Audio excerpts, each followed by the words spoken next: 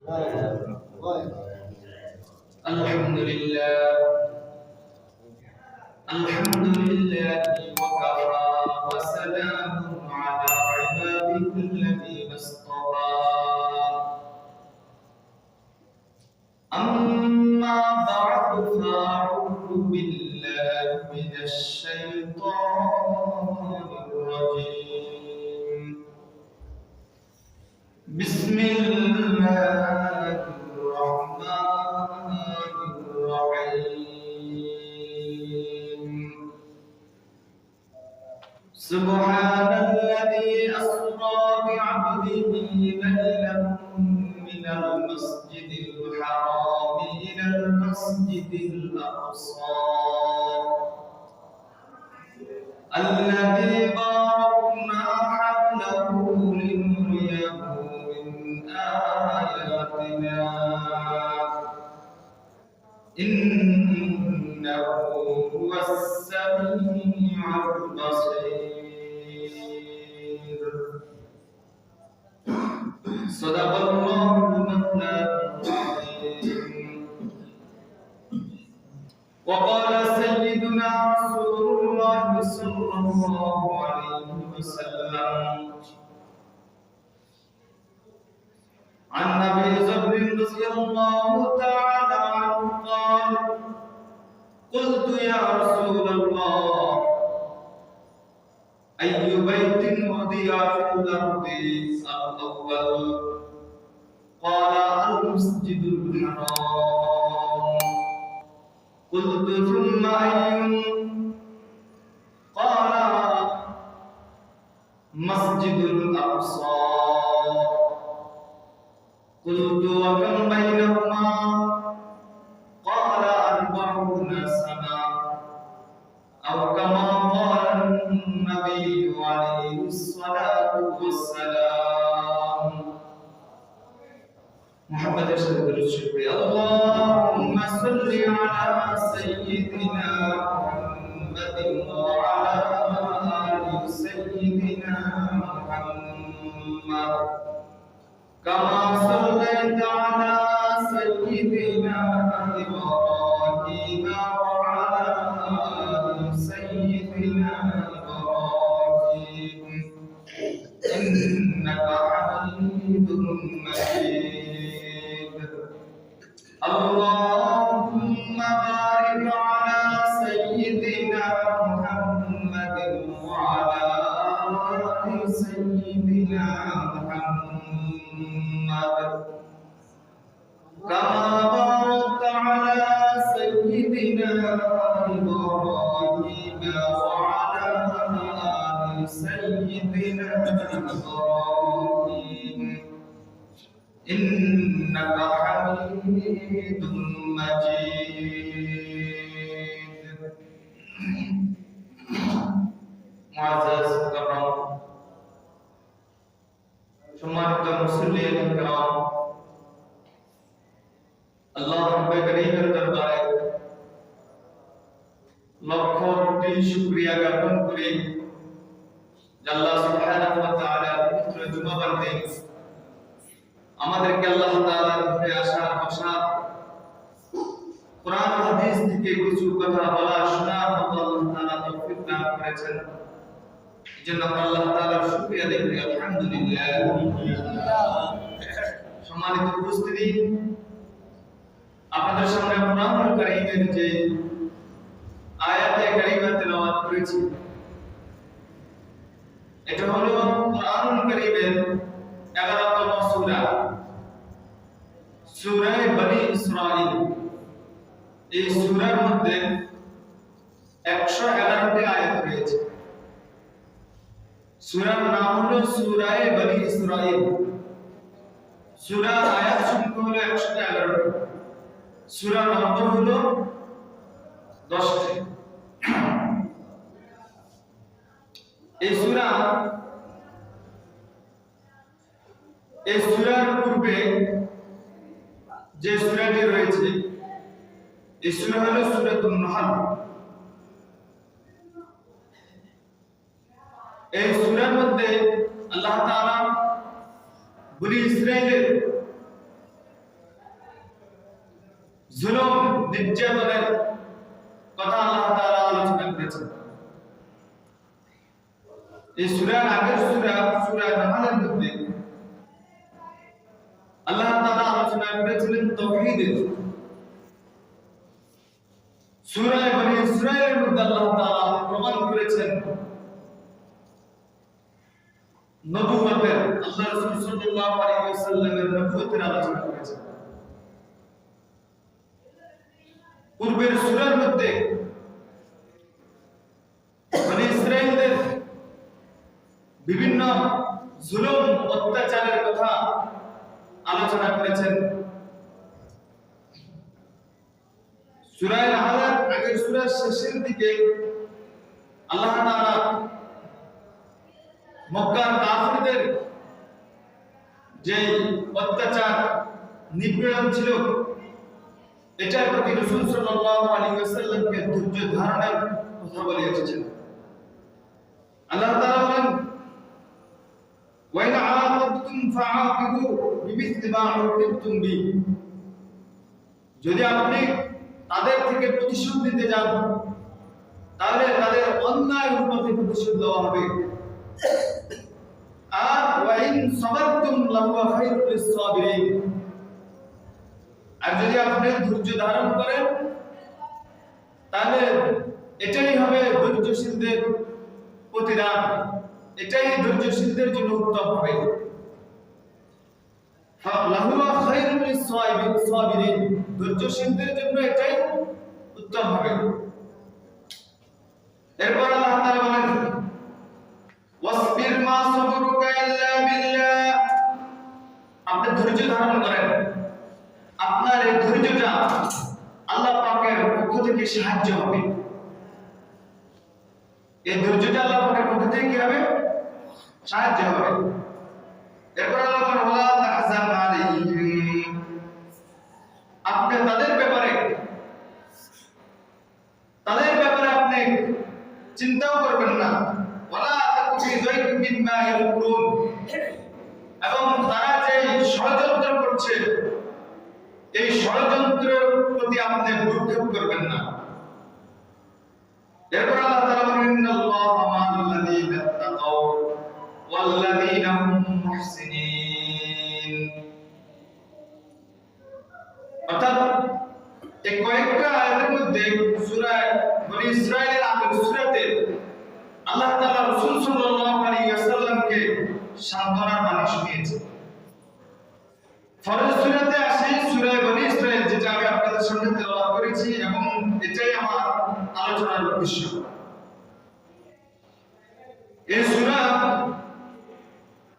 মক্কাতে যখন কাফিরদের জুলুম অত্যাচার নির্যাতন বেড়ে গিয়েছে তখন আল্লাহ তাআলা এই সূরা নাযিল করে মক্কার কাফিরদেরকে স্মরণ করিয়ে দিয়েছেন বনী ইসরাঈলদের অত্যাচারের কথা।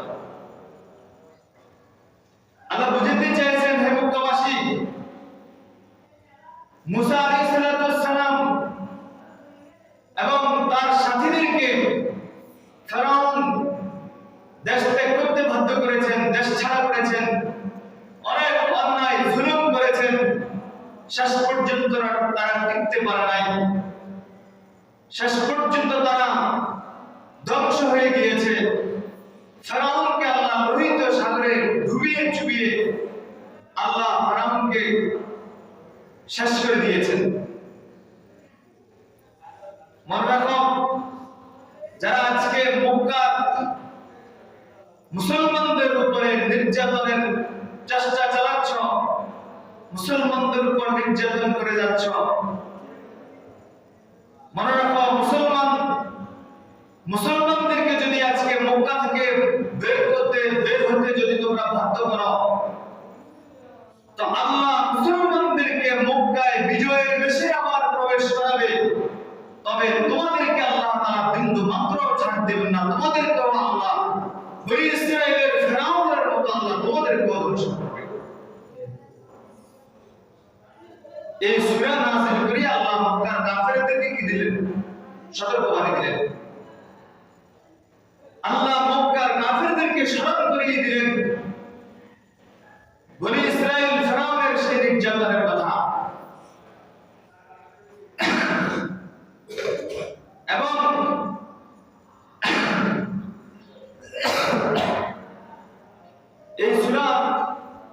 প্রথম যে আয়াতটা আমি আপনাদের সামনে তেলাওয়াত করেছি, এই আয়াতের দ্বারা আল্লাহ তাআলা রাসূল সাল্লাল্লাহু আলাইহি ওয়াসাল্লামের একটা মর্যাদা প্রকাশ করেছেন। আগের সূরার মধ্যে আমি শুনতে বলেছিলাম, আগের সূরাতে আল্লাহ তাআলা মক্কার কাফিরদের নির্যাতনের উপর রাসূলকে ধৈর্য ধারণ করার জন্য বলেছেন। রাসূল যখন তাদের অত্যাচারগুলো নীরবে সহ্য করে নিয়েছেন, ধৈর্য ধরে সহ্য করে নিয়েছেন, আল্লাহ ফলাফল হিসাবে রাসূলকে সমস্ত দুঃখ কষ্টকে আনন্দে পরিণত করে রাসূলের সমস্ত অপমানকে সম্মানে আল্লাহ তাআলা রূপান্তরিত করে দিয়েছেন। সুবহানাল্লাহ বলুন না। কিভাবে আল্লাহ তাআলা সম্মান দিয়েছেন রাসূলকে? আগে আল্লাহ তাআলা আগের সূরাতে রাসূলকে ধৈর্য ধারণের কথা বলেছেন। রাসূল ধৈর্য ধারণ করার কারণে আল্লাহ ফলাফল হিসেবে রাসূলকে দিয়েছেন মিরাজ। এই মিরাজ দিয়ে রাসূলকে আল্লাহ তাআলা এত সম্মানিত করেছেন যেটা অন্য কোন নবীদেরকে করে নাই। আল্লাহ এত সম্মান আমাদের নবীকে মিরাজের মাধ্যমে দিয়েছেন যেটা অন্য কোন নবীদেরকে দেন নাই। সুবহানাল্লাহ। তো সূরা বনী ইসরাঈলের প্রথম যে আয়াত আল্লাহ তাআলা বলেন, সুবহানাল্লাযী ইয়াসরা বিআবদিহি লাইলাম মিনাল মাসজিদিল হারাম ইলাল মাসজিদিল আকসা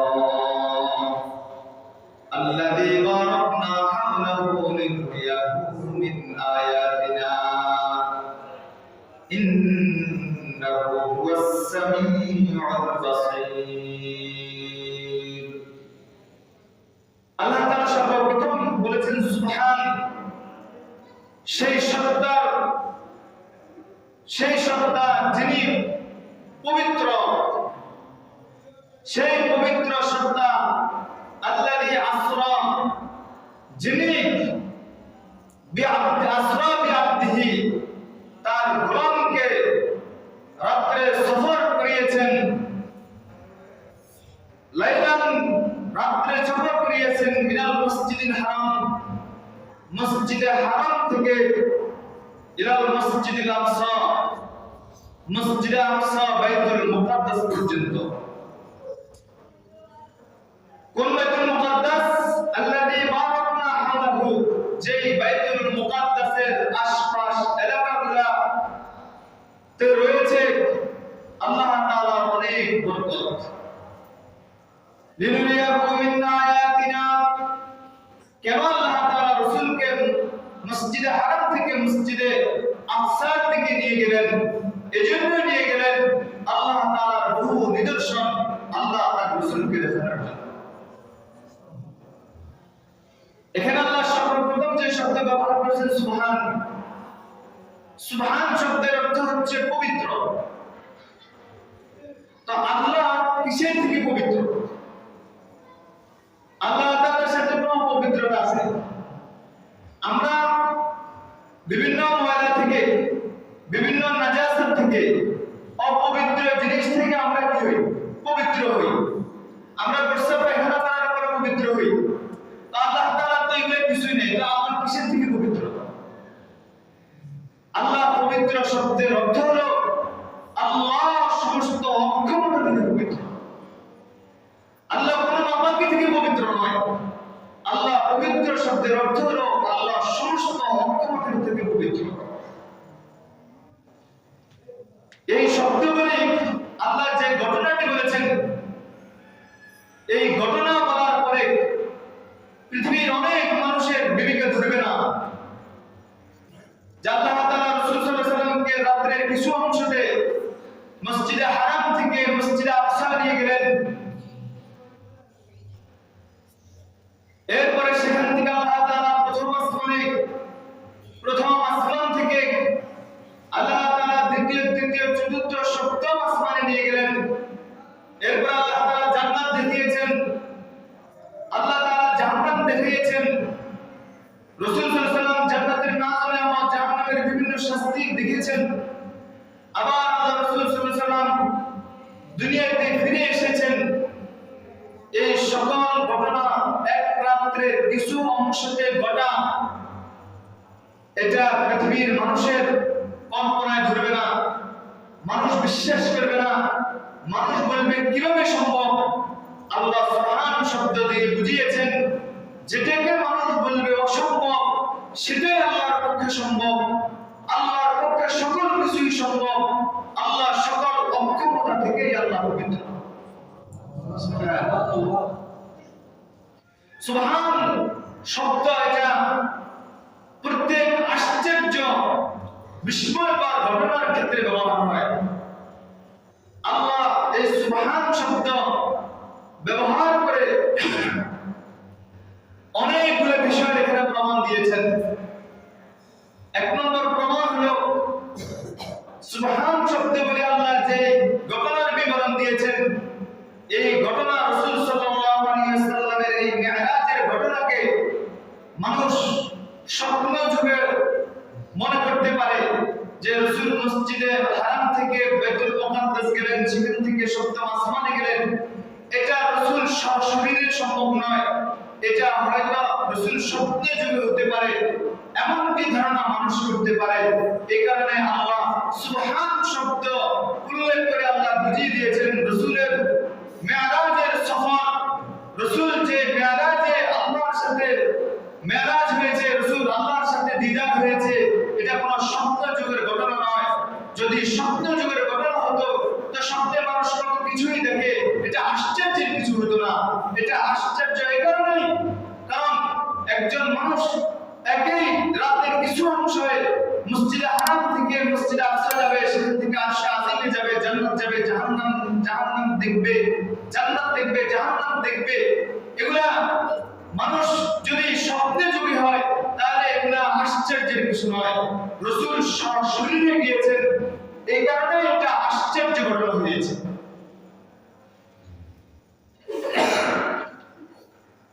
তাহলে সুবহান শব্দ ব্যবহার এক হচ্ছে আশ্চর্যের জন্য ব্যবহার হয়।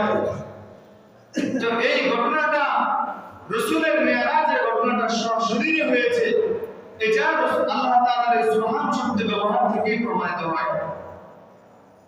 এরপরে সুবহান মানে হলো পবিত্র। এই পবিত্রের অর্থ হলো আল্লাহ কোন নাপাকি থেকে পবিত্র নয়, আল্লাহ সকল অক্ষমতা থেকে পবিত্র। এরপর আল্লাহ তাআলা বলেন আসরা বিআবদিহি, যিনি ভ্রমণ করিয়েছেন তার বান্দাকে।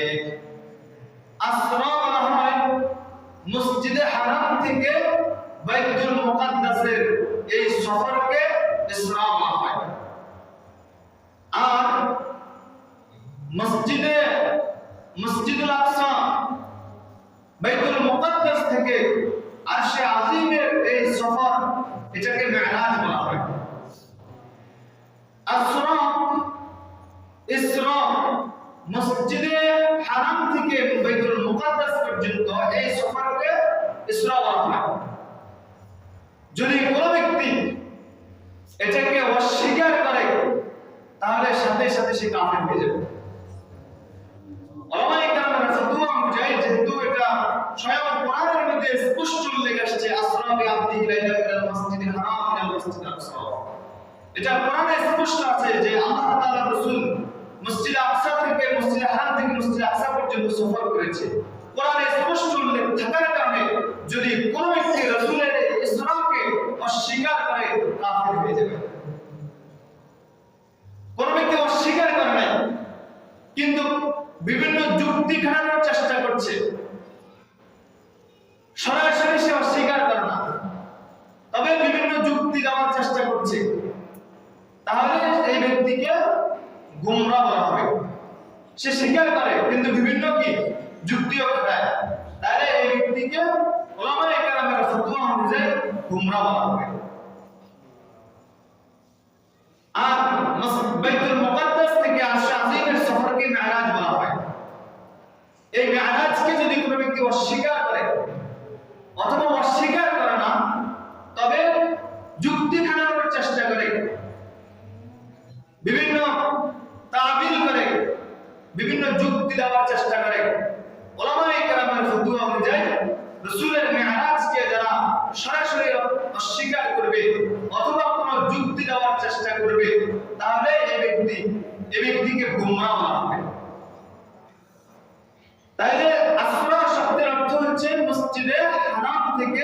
বাইতুল মুকাদ্দাসের এই সফরকে কি বলা হয়?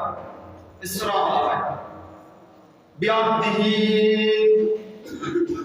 এরপরে শব্দ আল্লাহ ব্যবহার করেছেন আব্দুল। আব্দুল শব্দ ব্যবহার করে আল্লাহ তাআলা আব্দুল শব্দ ব্যবহার করার দ্বারা এখানে দুইটা জিনিস প্রমাণিত হয়। একটা জিনিস হলো আল্লাহ রাসূল সাল্লাল্লাহু আলাইহি ওয়াসাল্লাম যে মিরাজে গিয়েছেন এটা সশরীরে গিয়েছেন। কারণ এখানে আল্লাহ আব্দুল বলেছেন। যদি কোনো গোলামের কোনো ব্যক্তির আগমন ঘটেছে এই কথা বলা হয়, তাহলে স্বাভাবিকভাবে আমরা কি বুঝবো যে এই ব্যক্তি স্বপ্নে যুগে আসছে না সশরীরে আসছে? সশরীরে আসছে, এটা একটু বুঝে যাবে। তাই আব্দুল মানুষের দেহ বিশিষ্ট এই শরীর ছাড়া কখনো আব্দ হতে পারে না। এই আব্দুল থেকে বোঝা যায় যে রাসূলের মিরাজ সশরীরে হয়েছে, স্বপ্ন যুগে হয় নাই। কারণ দেহ বিশিষ্ট শরীর ছাড়া কোনোদিন আব্দ হয় না। দ্বিতীয়ত, আব্দুল শব্দ ব্যবহার করে আল্লাহ পৃথিবীর মানুষকে একথা বুঝিয়ে দিয়েছেন যে দুনিয়াতে এরকম কিছু মানুষ থাকতে পারে যারা রাসূলের এই মিরাজের ঘটনাকে কেন্দ্র করে রাসূল আসমানে গিয়েছেন, রাসূল আরশে গিয়েছেন, রাসূল জান্নাত দেখেছেন, রাসূল জাহান্নাম দেখেছেন, রাসূল আল্লাহর সাথে কথা বলেছেন। এইগুলাকে ভাবি কিছু মানুষ হয়তো রাসূলকে উপস্য মেনে নেবে। এই কারণে আল্লাহ আব্দুল শব্দ বলি দুনিয়ার মানুষকে সতর্ক করে দিয়েছেন, খবরদার, রাসূলের মিরাজ হয়েছে, রাসূল আসমানে গিয়েছে, রাসূল আরশে গিয়েছে, রাসূল আল্লাহর দিদার লাভ করেছে, রাসূল জান্নাত দেখেছে, রাসূল জাহান্নাম দেখেছে, তারপর রাসূল তোমাদের মতোই মানুষ। রাসূল তোমাদের মতোই মানুষ। অতএব দুনিয়ার মানুষ যদি রাসূলকে উপস্য মনে করে তাহলে এটার কোনো সুযোগ নেই। এই কারণে আল্লাহ তাআলা বিআবদিহি আব্দুল শব্দ উল্লেখ করে দিয়েছেন। সুবহানাল্লাযী আসরা বিআবদিহি, এই সুবহান শব্দের আমরা ব্যাখ্যা জানলাম, ইসরা শব্দের ব্যাখ্যা জানলাম, বিআবদিহি শব্দের ব্যাখ্যা জানলাম। এরপর আল্লাহ তাআলা বলেছেন লাইলাম, লাইলান বলে আল্লাহ তাআলা বলেছেন রাতের, লাইল মানে রাত্র, রাত্র মানে রাতের পূর্ণ রাত্র নয়। রাত লাইলুনকে যদি লাইলুন নাহারুন এই দুইটা শব্দকে যদি আলিফ লাম ছাড়া ব্যবহার করা হয় তখন এটা পূর্ণ রাত্র দিন বোঝায় না, এটা আংশিক রাত্রের কিছু সময় বোঝায়। যদি এখানে আলিফ লাম ব্যবহার করি শব্দ আসতো তাহলে পূর্ণ রাত বোঝা যেত। সময় বোঝানোর জন্য কোরআনুল কারীমের মধ্যে অনেক শব্দ আসছে। কোন জায়গায় আসর শব্দ আসছে, কোন জায়গায় লাইল শব্দ আসছে, কোন জায়গায় ইয়ম শব্দ আসছে, কোন জায়গায় নাহার শব্দ আসছে। লাইল মানে রাতের, নাহার বলা হয় সুবহে সাদিকের পর থেকে সূর্যাস্তের এই সময়টাকে নাহার বলা হয়। সূর্যাস্তের পর থেকে সুবহে সাদিকের এই সময়টাকে লাইল বলা হয়। এই দুইটা সময়কে ব্যাপকভাবে বোঝানোর জন্য কোরআনের মধ্যে ইয়ম শব্দ ব্যবহার হয়েছে।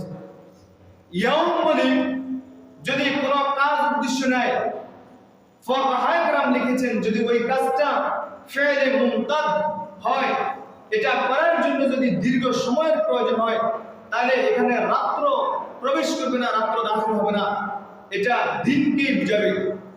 আর ইয়ম উল্লেখ করে যদি ফেলে গায়রে মুমতাদ কোনো কাজ উল্লেখ করে তাহলে এটার দ্বারা রাত্র দাখিল হবে না, শুধু দিনে উদ্দেশ্য হবে। এ কারণে ফুকাহায়ে কেরাম লিখেছেন ফতোয়া ফিকার কিতাবের মধ্যে কোন ব্যক্তি যদি বলে আনতে তালিকুন ইয়াওমা তাযাওয়াজুকি, তোমাকে যেই দিন আমি বিবাহ করব সেদিন তুমি তালাক। এখন কোন ব্যক্তি যদি দিনের বেলায় বিবাহ না করে রাতের বেলা বিবাহ করে তাহলে তালাক হবে কিনা? ফুকাহায়ে কেরাম লিখেছেন রাতের বেলাও যদি সে বিবাহ করে তালাক হয়ে যাবে। কারণ এখানে ইয়ম শব্দ এটা রাত্রকেও বুঝাবে, দিনকেও বুঝাবে। কি কারণে বুঝাবে? কারণ ইয়ম বলি এটা ফেলে গায়রে মুমতাদ বিষয় করলে যাই, এটা আলোচনার বিষয়। তা আলোচনার বিষয় হলো লাইলাম শব্দ বলি এখানে লাইলাম শব্দ দ্বারা আল্লাহ তাআলা বুঝিয়েছেন যে এই ঘটনাটা আশ্চর্য এই কারণেই, কারণ এটা এই সফরের ক্ষেত্রে রাসূল সাল্লাল্লাহু আলাইহি ওয়াসাল্লাম পূর্ণ রাত ব্যাপী এই সফর করেন নাই, মাত্র রাতের কিছু অংশ এই সফর করেছেন। সুবহানাল্লাহ।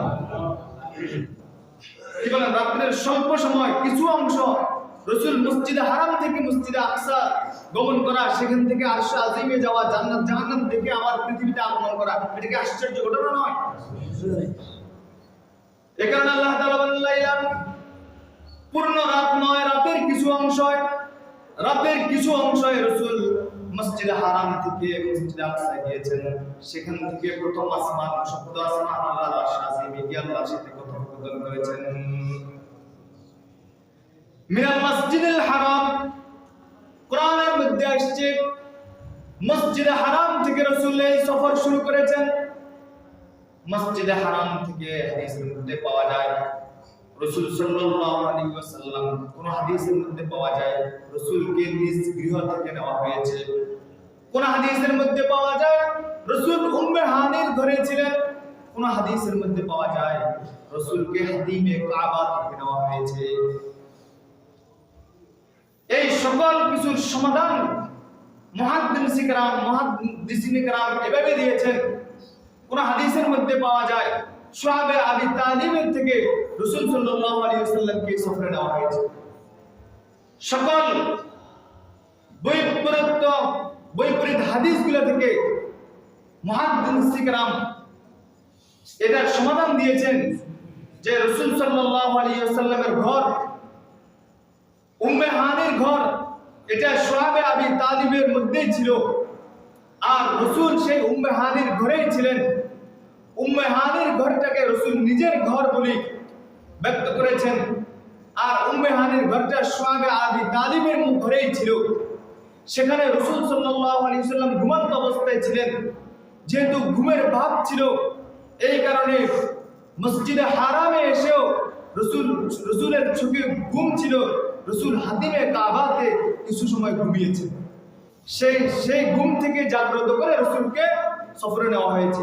তাহলে কোনো হাদিসের সাথে কোনো হাদিসের দ্বন্দ্ব থাকে না। এরপর আল্লাহ তাআলা বলেন মিনাল মসজিদিল হারাম ইলাল মসজিদিল আকসা, মসজিদে হারাম থেকে মসজিদে আকসা থেকে সফর করেছে। আকসা শব্দের অর্থ হচ্ছে, আকসা শব্দ আসে দূরের কোন বস্তুকে, কোন বিষয়কে বোঝানোর জন্য।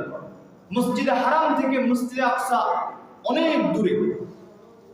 আল্লাযী বারাকনা হাওলাহু, এখন আল্লাহ তাআলা মসজিদে হারামের মর্যাদা প্রকাশ করতেছেন, মসজিদে হারামের সম্মান আল্লাহ তাআলা বর্ণনা করতেছেন যে মসজিদে আকসা, বাইতুল মুকাদ্দাস যেটাকে আমরা চিনি, যেটা জেরুজালেম নগরীতে অবস্থিত, এই মসজিদের মর্যাদা ফজিলত স্বয়ং আল্লাহ তাআলা কোরআনুল কারীমের মধ্যে উল্লেখ করেছেন। আল্লাহ তাআলা বলেন আল্লাযী বারাকনা হাওলাহু, এই মসজিদ আকসা বাইতুল মুকাদ্দাস এটা এমন একটা মসজিদ যে মসজিদের আশপাশ এলাকার মধ্যে আমি রেখেছি অনেক বরকত। কিরকম বরকত রেখেছেন? বরকতের দুই অর্থ হতে পারে, একটা হচ্ছে দুনিয়াবি বরকত, আর একটা হচ্ছে দ্বীনি বরকত। দুনিয়াবি বরকত দ্বারা উদ্দেশ্য হচ্ছে এই মসজিদের আশপাশ অঞ্চলগুলোতে গাছ গাছালি এবং এরকম তরু তরকারি সহ ফল ফলাদি সহ দুনিয়াবি সকল ধরনের নাজ ও নিয়ামতের ভরপুর কেন্দ্রস্থল হলো এই মসজিদে আকসার আশপাশ। আর দ্বীনি বরকতের দ্বারা উদ্দেশ্য হলো এই মসজিদে আকসা বাইতুল মুকাদ্দাসে আগমন করেছেন বহু সংখ্যক অগণিত নবী রাসূল। সুবহানাল্লাহ। এই মসজিদের পাশে শায়িত আছে, কবরস্থ আছে অনেক আম্বিয়া কেরাম আলাইহিস সালাম। আজকে আমরা মসজিদে হারামের ফজিলত জানি, সেখানে এক রাকাত নামাজ 1 লক্ষ রাকাত নামাজের সওয়াব। আজকে আমরা মসজিদে নববীর সওয়াব ফজিলত জানি, সেখানে 1 রাকাত নামাজ পড়লে 1000 রাকাত নামাজের সওয়াব। কিন্তু দুঃখ আর পরিতাপের বিষয় হলো আজকে মসজিদে আকসার ফজিলত আমরা জানি না। অনেক মুসলমানকে যদি আপনি মসজিদে আকসার কথা, বাইতুল মুকাদ্দাসের কথা বলেন, বলবে যে হুজুর এটা কোন জায়গার মসজিদ? বলবে কি বলবে না? এটা আমাদের জন্য একজন মুসলমান হিসেবে আফসোসের কথা। আজকে মুসলমানদের মসজিদ, যেটা পৃথিবীর প্রাচীন দ্বিতীয় মসজিদ, আল্লাহ রাসূল সাল্লাল্লাহু আলাইহি ওয়াসাল্লামের হাদিস عن ابي ذر رضي الله تعالى عنه قال يا رسول الله হযরত আবু যর রাদিয়াল্লাহু তাআলা আনহু আল্লাহ রাসূল সাল্লাল্লাহু আলাইহি ওয়াসাল্লামকে জিজ্ঞাসা করেছেন, দুনিয়াতে সর্বপ্রথম কোন মসজিদটি নির্মাণ করা হয়? قال المسجد الحرام। আল্লাহ রাসূল সাল্লাল্লাহু আলাইহি ওয়াসাল্লাম বললেন যে মসজিদে হারাম সর্বপ্রথম নির্মাণ করা হয়েছে। এরপর আবু যর রাদিয়াল্লাহু তাআলা বলেন, কুলতু সুম্মা আইয়ুন, এরপরে কোন মসজিদটি নির্মাণ করা হয়েছে? আল্লাহ রাসূল সাল্লাল্লাহু আলাইহি ওয়াসাল্লাম বলেন, মসজিদুল আকসা। দ্বিতীয় নির্মাণ করা হয়েছে মসজিদ আকসা। এরপর আবু যর রাদিয়াল্লাহু তাআলা বলেন, ওয়াকাম বাইনাহুমা, এই দুইটা মসজিদ নির্মাণের সময়ের মাঝে কতদিন পর্যন্ত গ্যাপ, কত দিনের দূরত্বে এই মসজিদ নির্মাণ করা হয়েছে? আল্লাহ রাসূল বলেন, ৪২ সানা, ৪০ বছরের ব্যবধানে এই দুইটা মসজিদ হয়েছে। সুবহানাল্লাহ। তাহলে সর্বপ্রথম মসজিদ মসজিদে হারাম, এর বহু শত বছর পরে কিন্তু মসজিদে আকসা নির্মাণ হয়নি। এর ৪০ বছর পরে মসজিদে আকসা নির্মাণ হয়েছে। তাহলে বুঝেন এই মসজিদে আকসা পৃথিবীর কত প্রাচীন মসজিদ, পৃথিবীর কত প্রাচীন মসজিদ। ফজিলতের দিক দিয়ে এই মসজিদের স্থান তৃতীয় স্থানের মধ্যে রয়েছে। আল্লাহ রাসূল সাল্লাল্লাহু আলাইহি ওয়াসাল্লাম বলেন, যে ব্যক্তি মসজিদে হারামের মধ্যে এক রাকাত নামাজ পড়বে, এক রাকাত নামাজের বিনিময়ে আল্লাহ তাআলা তাকে ১,০০,০০০ রাকাত নামাজের সওয়াব দান করবে।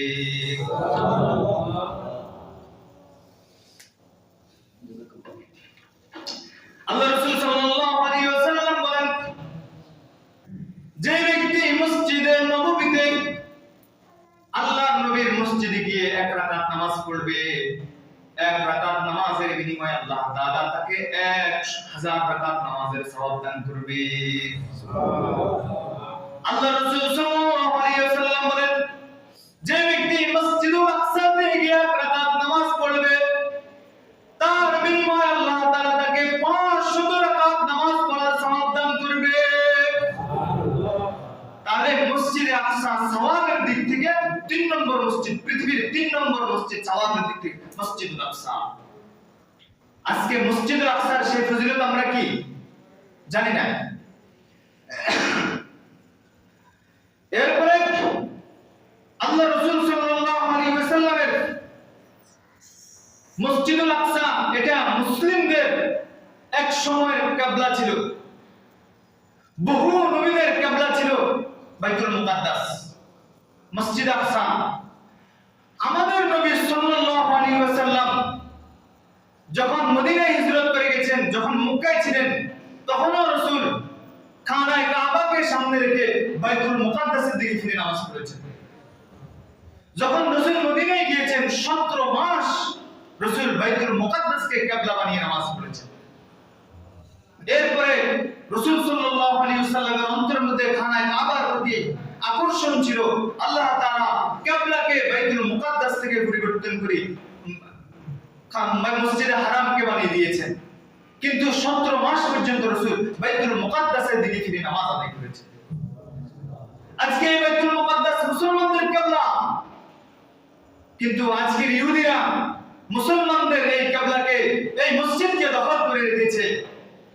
কিন্তু মুসলমানদের ভিতরে এই মসজিদকে তাদের হাত থেকে মুক্ত করার জন্য মুসলমানদের ভিতরে আজকে সেই আগ্রহ স্ফূর্তি আসে না। আমরা শুধু, আপনারা জানেন, অনেকেই জানেন না, ফিলিস্তিন যে ইসরায়েলদের উপর হামলা করেছে, এই ঘটনার পিছনে মূল কাহিনী আমরা অনেকেই জানি না। অনেকেই আমরা বলি যে তাদের কি প্রস্তুতি ছিল, তারা ইসরায়েলের উপর তারা অতর্কিত হামলা করবে। আজকে শুনে নেন, যারা জানেন না তারা শুনে নেন, ফিলিস্তিন মুজাহিদ বাহিনী ইসরায়েলের সন্ত্রাসীদের উপরে হামলা করার একমাত্র পিছনে ঘটনা ছিল এটাই, ইসরায়েলের সাথে সৌদি সরকারের সাথে চুক্তিনামা হয়ে গিয়েছে, লিখিত হয়ে গিয়েছে, শুধু স্বাক্ষর বাকি ছিল। কি চুক্তি হয়েছে? যে রাসূল সাল্লাল্লাহু আলাইহি ওয়াসাল্লামের জামানা বনি নজির গোত্রের সাথে রাসূলের যুদ্ধ হয়েছে। সেই যুদ্ধের ঘটনা বলতে গেলে অনেক সময়ের প্রয়োজন। সর্বপ্রথম রাসূল তাদেরকে তাদের জায়গা ছাড়তে বাধ্য করেন নাই, এলাকা ছাড়তে বাধ্য করেন নাই, কিন্তু তারা একে একে মুসলমানদের সাথে রাসূলের সাথে বহুত গাদ্দারি করেছে। এই কারণে রাসূল সেখান থেকে তাদেরকে বের করতে বাধ্য করেছে, সেখান থেকে তাদেরকে বের করেছে। এটা লম্বা ঘটনা। এখন ইহুদিরা সৌদি সরকারের সাথে চুক্তি করেছে মসজিদে নববী সহ মদিনার বনু নজির গোত্র সহ তাদের যে অঞ্চল ছিল সেই অঞ্চল ইসরায়েলের নামে লিখিত দিয়ে, আর যদি এটা না পারে অন্তত সৌদি সরকার এতটুকু ঘোষণা দিয়ে দিবে যে এই জায়গাটা ইহুদিদের ছিল, মুসলমানদের নবী জবরদস্তমূলক তাদেরকে এখান থেকে বের করে দিই, মুসলমানরা এই জায়গা দখল করেছে, এতটুকু ঘোষণা দিবে। নাউজুবিল্লাহ, সবাই বলেন না। আজকে যদি ইহুদিদের সাথে সেই চুক্তিনামা ঠিক থাকতো, বহাল থাকতো, তাহলে সর্বপ্রথম মসজিদে নববীকে ভেঙে তারা মূর্তি স্থাপন করতো। কথা বলেন না।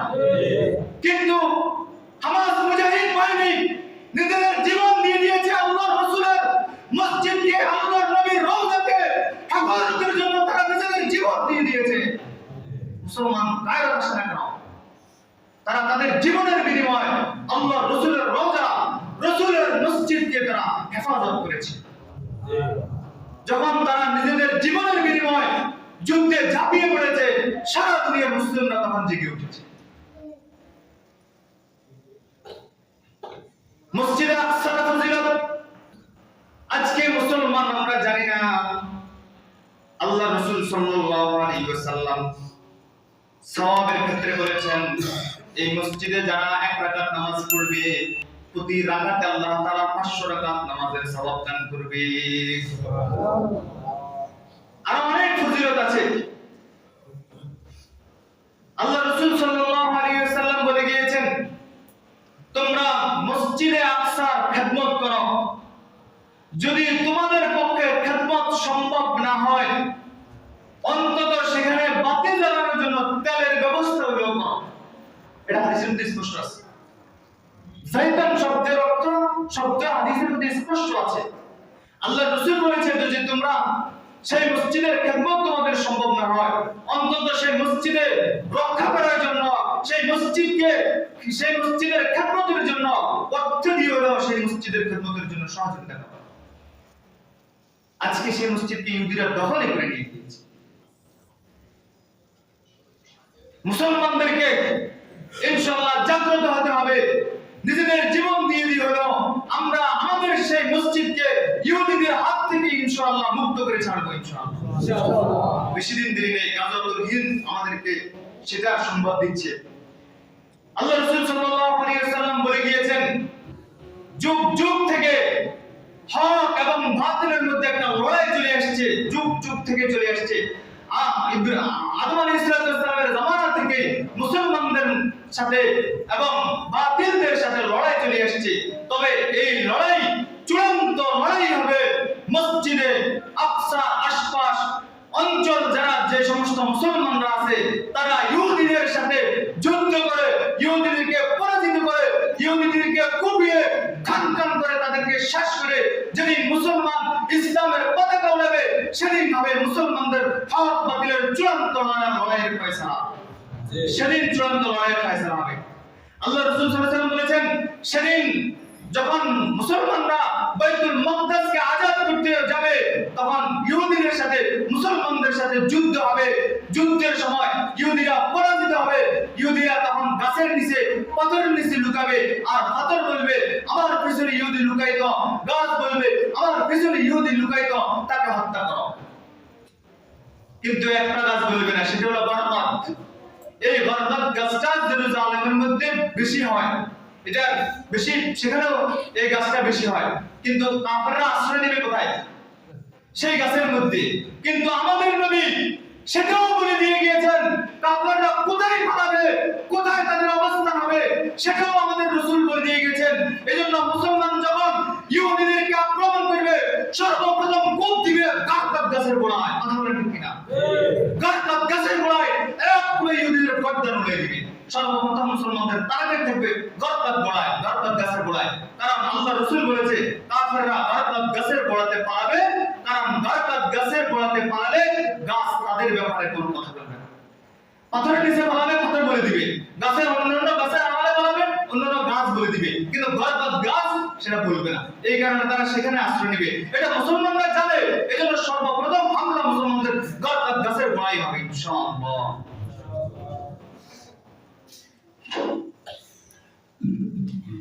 তাহলে এখানে